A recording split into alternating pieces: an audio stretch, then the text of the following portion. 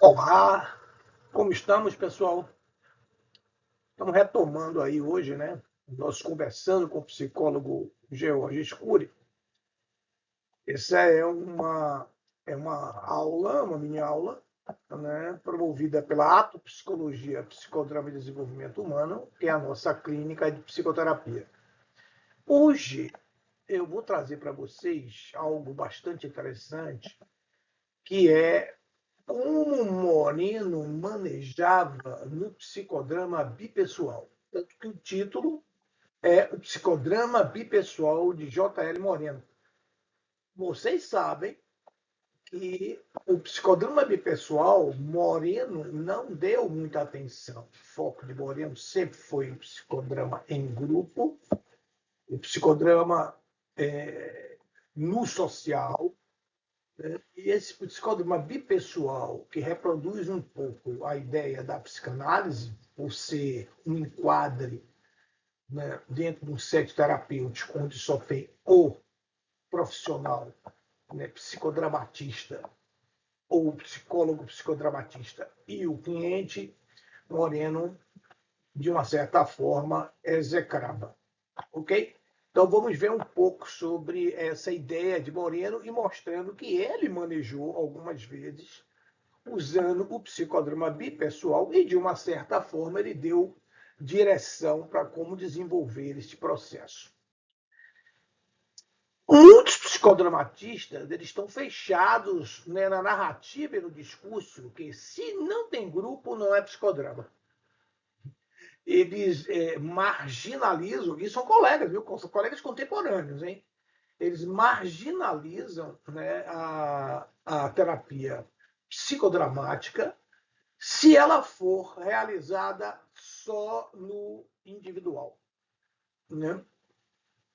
Então, para eles, a psicoterapia ela tem que ser em grupo. Vamos ver uma fala de Poblacion.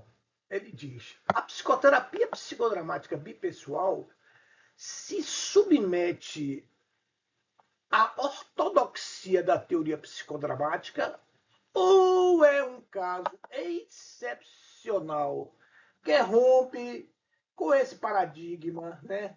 Com o jogo desse modelo? A população faz um questionamento que, na minha visão, é fantástico, porque ele traz à cena uma problematização sobre o psicodrama bipessoal, né? Questionando, inclusive, né? Ele é um caso excepcional de, de um modelo, é como se fosse uma técnica específica do psicodrama. Bom, a população ainda continua falando. Se todo grupo é um sistema, duas pessoas em interação conformam um sistema relacional, portanto, creio que posso defender que esta terapia se desenvolve dentro de um processo grupal. Aí a população traz a ideia, né, do modelo sistêmico, né, para que se possa defender a tese que duas pessoas formam um sistema, sim, um sistema interrelacional, e duas pessoas eu posso considerar que é também um grupo. Essa é a fala do Poblacion, do Pablo Poblacion.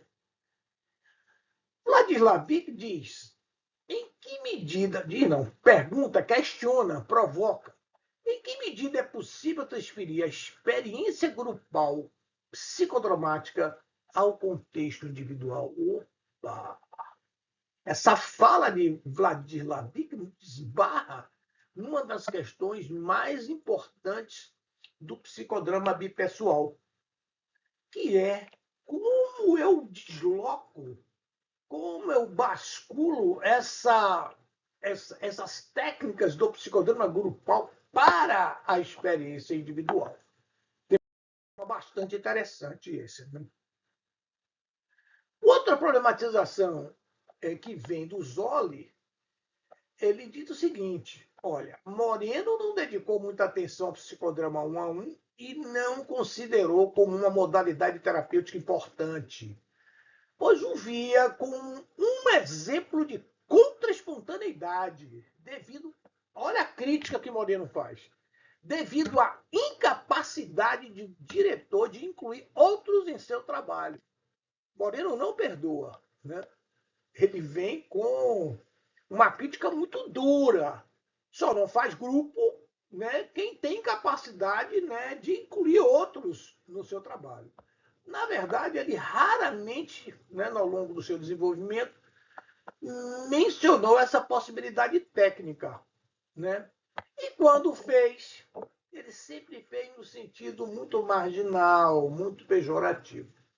Essa é a forma como Moreno lidou com a ideia do psicodrama bipessoal. Então, o que, que a gente vê no nosso universo técnico do psicodrama? Inúmeras denominações para essa natureza de psicodrama. O psicodrama bipessoal, conforme Bustos, psicodrama da relação, conforme Fonseca, psicodrama 2, Moreno, psicodrama diádico, o próprio Poblacion fala isso, monodrama, one-to-one, que é 1 a 1, que é o mesmo que Moreno, né? E o psicodrama minimalista, que mais recentemente Fonseca qualificou. Então, essa é a minha visão, viu, gente? A visão de Georges, hein?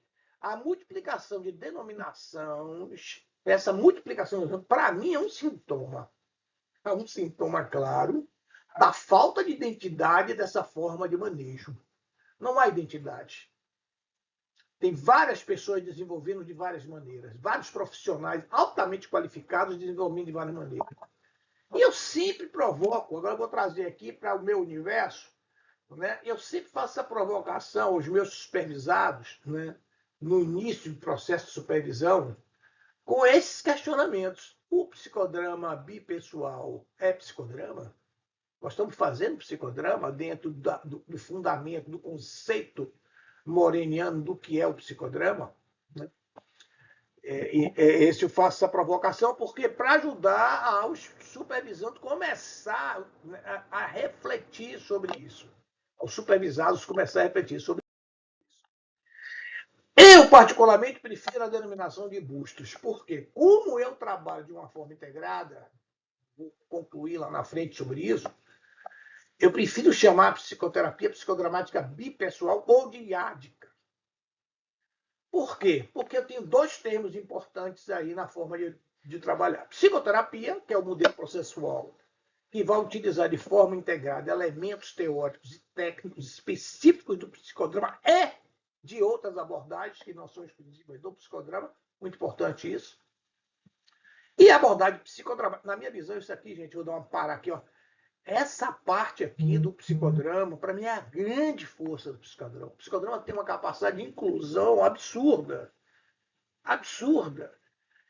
O psicodrama, sem enviesar o seu viés teórico, sem enviesar o seu construto, ela é capaz de absorver muitas teorias, muitas técnicas de outras abordagens. Então, psicoterapia psicodramática. Psicodramática é a lupa com que eu olho e escuto os meus clientes, né, que é fundamentalmente o construto moreniano, né? Então eu vou colocar lá a lupinha, meu cliente quando chega, eu quero saber, né, de questões muito relacionadas ao psicodrama. Quero saber como é que está a espontaneidade e criatividade do cliente, como ele se lida no social, ele é uma estrela sociométrica, ele é um isolado sociométrico, ele trafega no meio comum, né? Porque nós não podemos perder de vista que, para Moreno, doença é a doença da relação. Então, eu não perco de vista de, primeiro, diagnóstico, antes de tentar classificar ou ver algo relacionado aos DSMs da vida, o CID da vida, eu prefiro compreender a dinâmica da pessoa dentro do olhar moreniano. Tá ok? Essa é a forma que eu trabalho, gente. Vamos lá. Então, qual é a minha visão? A minha visão, essa visão de quem? Georges Cury, sou eu. Ok? Ninguém é obrigado a concordar comigo, certo? Pode problematizar, podemos questionar. Olha, o psicodrama pode fazer contraditórios, eu não vou me aborrecer com isso, vou achar é ótimo. O psicodrama bipessoal é órfão, na minha visão. Ou é um filho abandonado por Moreno, e por ser assim, quem o adota, cria, recria, integra o psicodrama clássico e o contemporâneo com manejos de outras abordagens.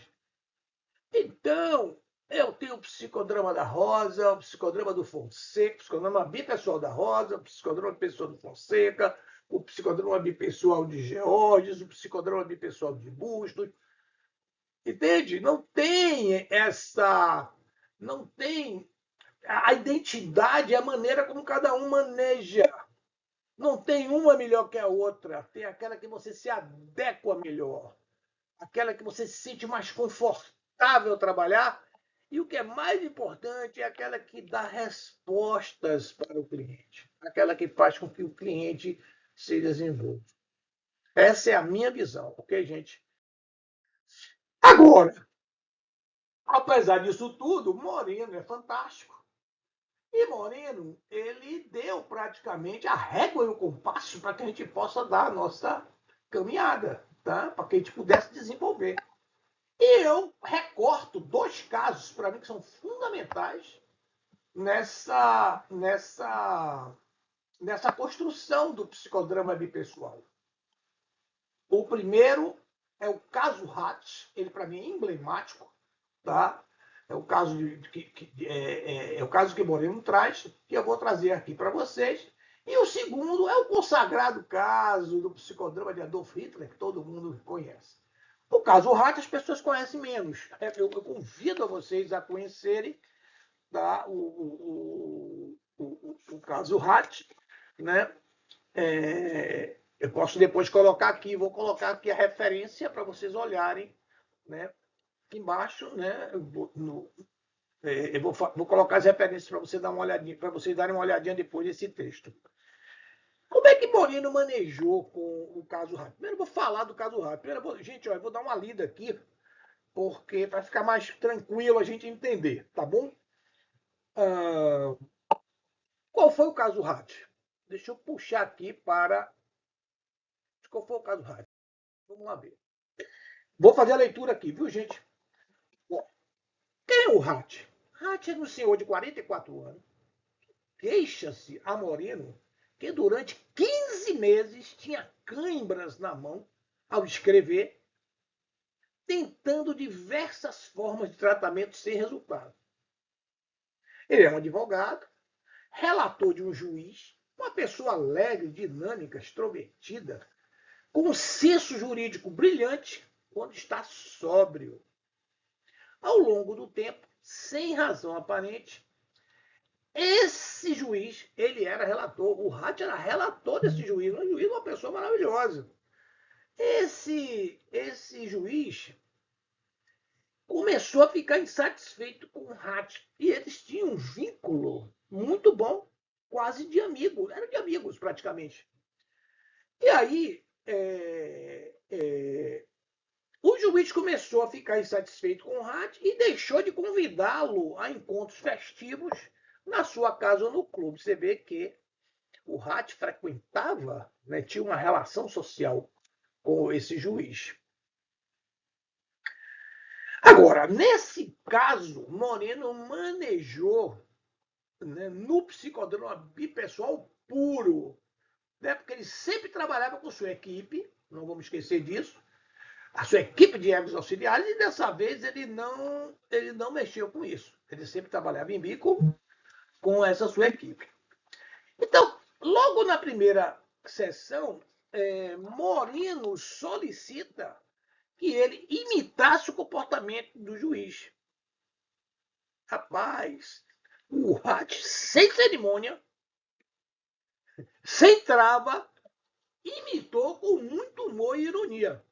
Vou recortar aqui o que Moreno fala. Isso aqui é o trecho de Moreno, viu? Fala de Moreno. Levantou-se, caminhou rapidamente pela sala, tornou-se tenso, sua voz ficou mais baixa, seu aspecto furioso e cheio de hostilidade. Ameaçou o médico, começou Moreno, né? O médico, com o dedo, interpelou por suas iniciais, como o juiz fazia habitualmente com ele. Ficou vermelho de raiva, gritou, atirou-se contra o médico no papel de cliente. O paciente, no papel do juiz, acusou o médico de saber demais, tanto que seria suficiente para fazê-lo ser enforcado. A tensão aumentou, a respiração do doente tornou-se ofegante e suas palavras incoerentes. Né? Veja,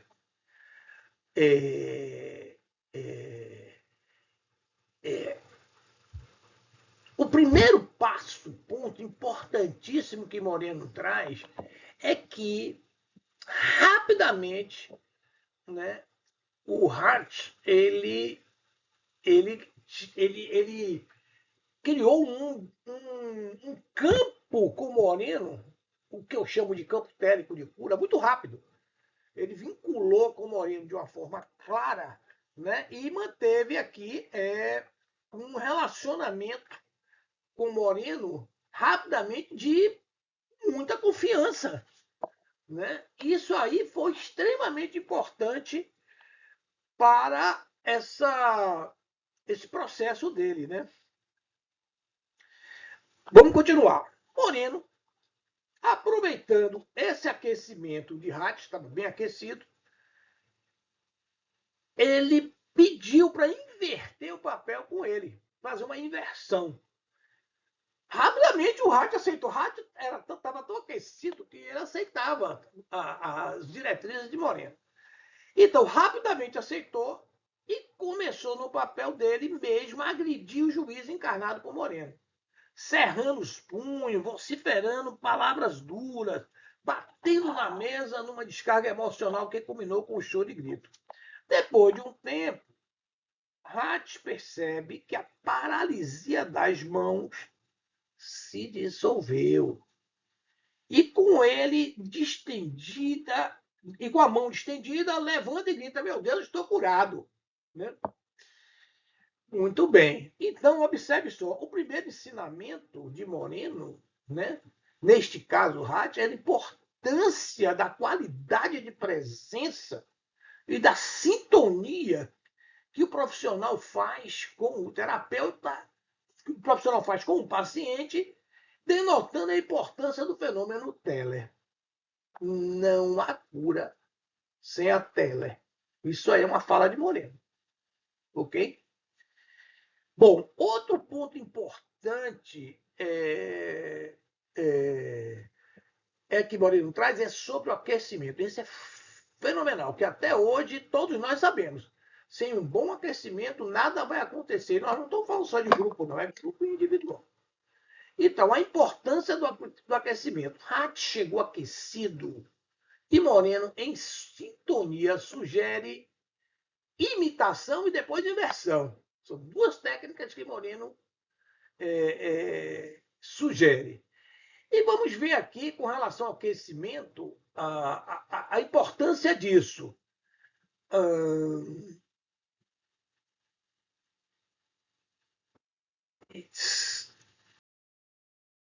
Moreno fala do aquecimento. Vou pegar um recorte do que ele fala, né? Estudei a capacidade de aquecimento de atletas profissionais e seu comportamento espontâneo ao longo de sua atividade. E notei que um início muito pouco ou exageradamente preparado, um começo rudimentar, tinha grande influência sobre o êxito esportivo. Moreno, nas suas observações já no esporte, verificou que havia uma correlação direta entre o aquecimento físico do desportista e o seu resultado no final. Então, ele já sabia, já percebia que ao mexer com todo esse aparato corporal e preparar ele o, para a atividade esportiva em seguida, né, daria bons resultados. Um aquecimento adequado leva o papel psicodramático em ação em uma nova combinação de músculos em movimentos diferentes do que normalmente o protagonista mobiliza. Então, veja, o que ele quer dizer com isso? Que quando eu faço um aquecimento adequado, eu vou mobilizar uma série de músculos, né, que vai me levar, tá certo, a uma potência no meu resultado. Aí Moreno vai mais além. E aí ele diz: todo processo de aquecimento patológico que se aplica a um campo reduzido da personalidade pode ser absorvido e incluído no processo de aquecimento mais geral, mas que englobe o processo particular. Vamos pegar como exemplo do caso Hatch, né, vamos pegar um exemplo de um paciente gago e tímido. Né? Você tem o processo particular de gagueira que pega uma parte do corpo. Quando você faz um processo de aquecimento e amplia para que ele possa jogar um papel mais agressivo, né, onde ele possa mobilizar uma área maior do corpo, vai englobar também toda essa parte, né, também da gagueira. Vai envolver tudo isso. Então, e cada vez que o papel muda em cena, ele vai passando para ser agressivo, tímido, ouvinte, amante. Outras combinações de músculos também vão acontecendo. Tudo é posto em movimento e isso vai levar à catarse de integração lá na frente. É essa a ideia que Moreno fala. Né? Parto apesar de eu ter um processo de trava corporal numa determinada área do corpo, quando eu aqueço o corpo como um todo, muito provavelmente eu vou dissolver essa área. Né? É o que, pelo menos, é o que ele espera. Ok? Então, para Moreno, é claro o potencial das técnicas de aquecimento corporal. Ele não tem nenhuma dúvida disso. Né? E ele fala que é preciso conquistar a capacidade de relaxar e de soltar progressivamente tanto o sistema psíquico como o sistema de reflexos físicos. Né? E é possível manejar espontaneamente com uma técnica nova e mais bem adaptada a partir da exigência do papel jogado ou de uma determinada expressão ou de uma palavra dita. Você pode, a partir de uma fala, a partir de uma expressão, você ampliar isso, você manejar de uma forma espontânea, né, ampliando, né, a partir daí. Ao contrário da psicanálise, ele coloca, né, como sempre, este é o Moreno, no psicodrama é o corpo e não apenas a alma que se encontra no centro da terapia. O velho Moreno, né, deu uma velha porradinha na psicanálise. Né? O outro caso, né, muito interessante, onde mostra como Moreno maneja no psicodrama bipessoal, é o consagrado caso, né, do psicodrama de Adolf Hitler, que todos nós conhecemos, não é isso? Observe só, no caso de Adolf Hitler, né, lembrando vocês, né, o tratamento daquele cliente, né, o Cal, de 40 anos, um açougueiro, que acreditava, né, incorporava, acreditava que era o Adolf Hitler. Eu peguei aqui dois eixos do trabalho, né, fundamentado na leitura do Pedro Mascarenhas, que eu acho muito interessante, para mostrar para vocês como era o manejo, a ideia do manejo de Moreno. Primeiro, o Moreno manejava, sugeria manejar, nesses casos, né, aceitar o delírio do paciente, né, tratá-lo como Adolf Hitler mesmo, né, num contato direto com o paciente, proporcionar que ele interage através de egos auxiliares no contexto dramático com esses personagens do seu delírio, né, personagens que ele trazia no delírio dele, traz como Göring e Goebbels, que eram generais do Hitler, tá? E aí, além disso, ele fazia com que os residentes de psiquiatria, e mais tarde também a esposa do Cal, né, eles participavam intensamente das sessões, como o ego, né, compartilhando e dramatizando questões relativas ao surgimento do verdadeiro Hitler na época. Eram esses dois vieses, essas duas dimensões de trabalho, de manejo, né, que o Moreno tinha para o caso. E como é que entra aí a ideia do psicodrama bipessoal nesse caso? Vamos ver aqui. Olha, Moreno tinha, observe só, no contexto do tratamento como um todo do Adolf Hitler, né, do caso Adolf Hitler, né, do Karl, era o contexto de trabalho, né, de grupo, né, utilizando os egos.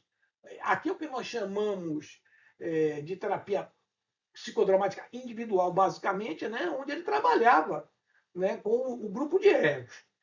Porém, Moreno, não sei se vocês sabem, Moreno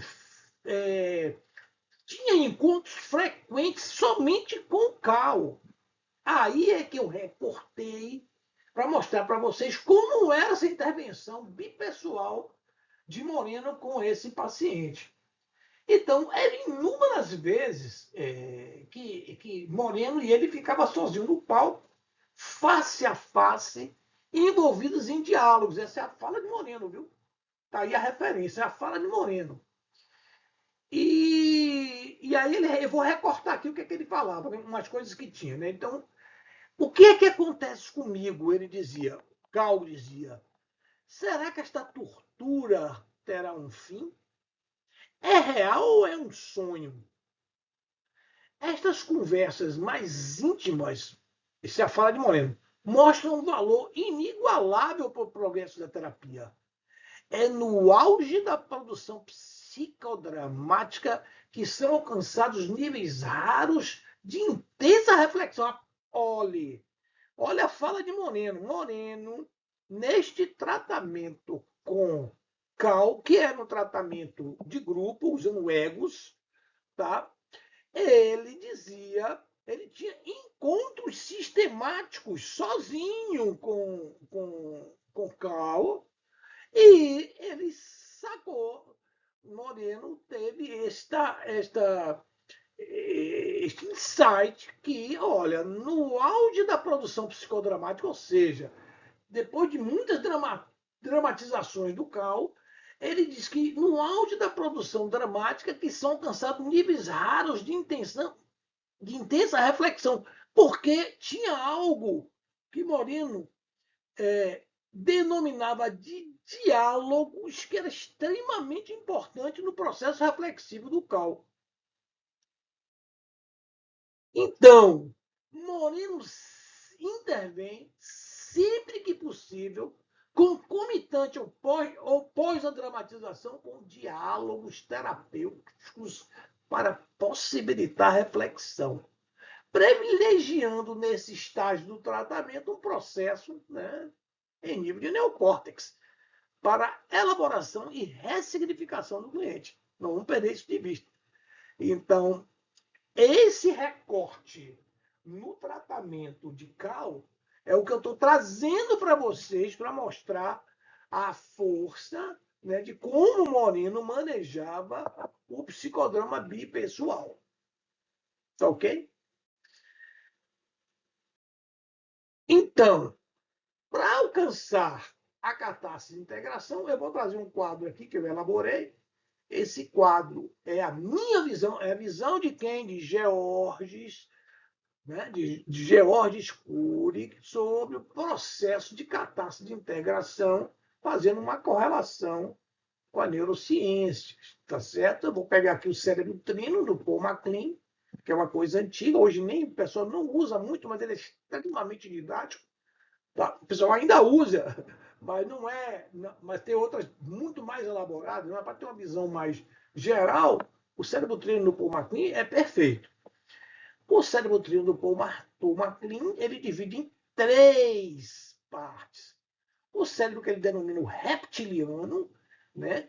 Que tá, essa parte aqui mais rosa, que é o cérebro que está mais conectado, né? Onde todas as estruturas do tronco cerebral, de autopreservação, de sensação, essas estruturas todas que fazem correlação, inclusive, onde as inervações passam e vão todo o corpo, é quase como se fosse a conexão, né, com o corpo.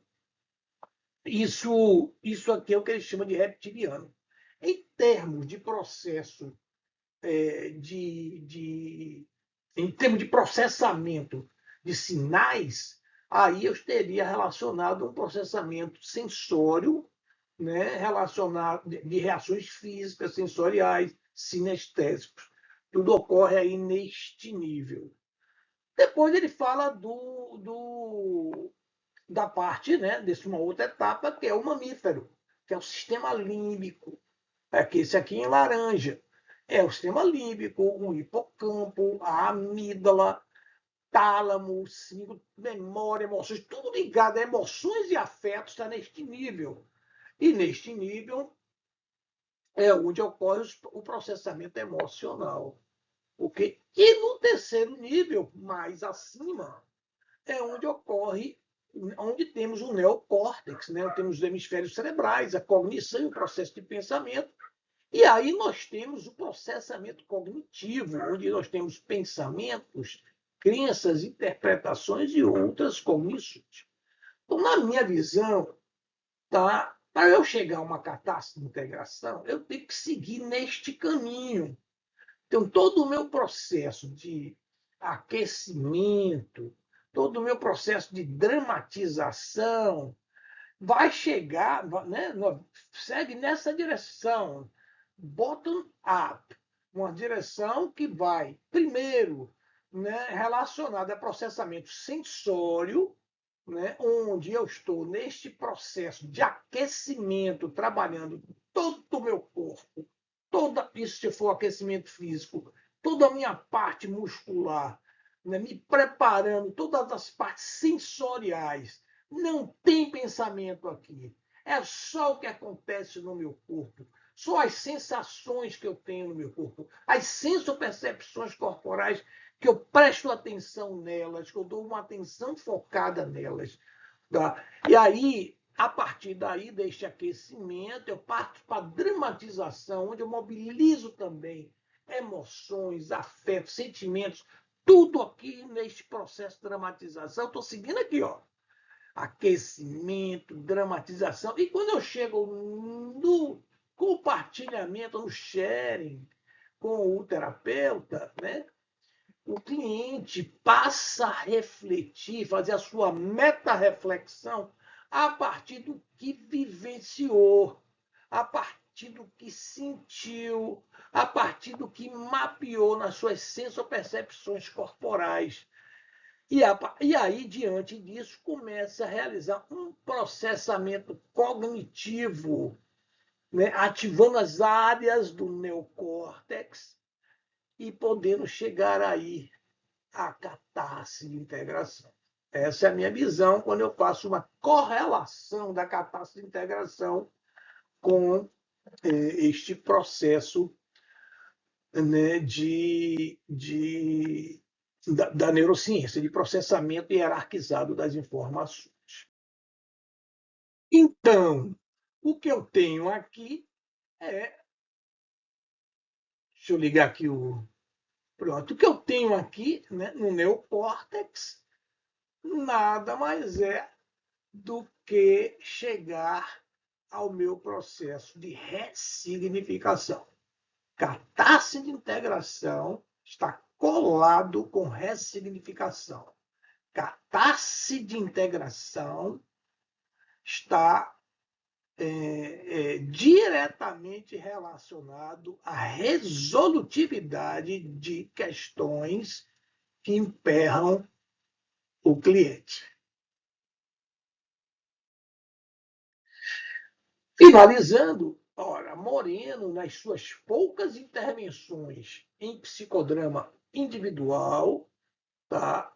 E com casais ou bipessoal, e com casais, não vamos perder de vista também isso, nos deu elementos direcionadores para o desenvolvimento do psicodrama bipessoal.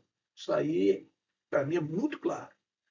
Neste manejo do bipessoal, segue modelos muito próprios que vai integrar a prática clínica do cliente, do profissional, com outras técnicas. Né? Ele vai trazer outras técnicas que pese o eixo seu construto moreniano e também dos seus seguidores. Né? Não vamos perder de vista. Moreno e outros também. Né? Eu, particularmente, trabalho com Moreno e Rojas Bermúdez, o método que usa os dois, fortemente, basicamente Moreno e Rojas Bermúdez.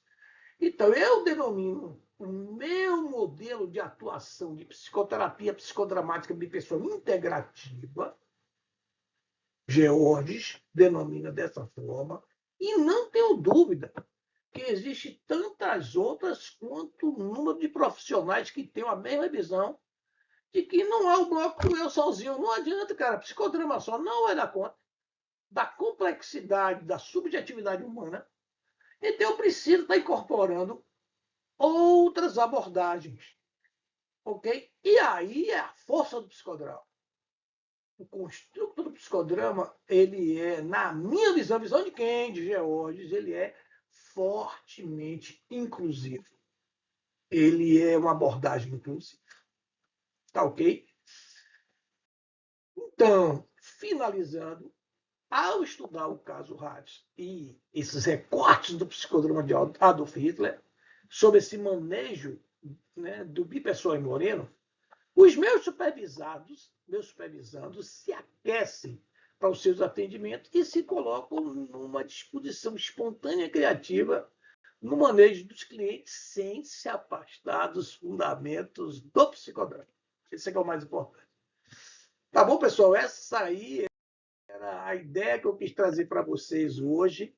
Tá? Acho extremamente importante. Eu desenvolvo essa ideia com mais detalhes no meu livro, né? O livro Manejo, o livro sobre manejo. Esse livro aqui, deixa eu pegar ele aqui para mostrar para vocês. Vou pegar ele aqui, opa! É um livrinho aqui, um pouquinho grossinho, gente, mas é um livrinho sobre o psicodrama, a psicoterapia psicodramática bipessoal integrativa, onde eu vou abordar esses e outros, né, outros temas com mais detalhes. Ficamos por aqui hoje. Um abraço e até a próxima.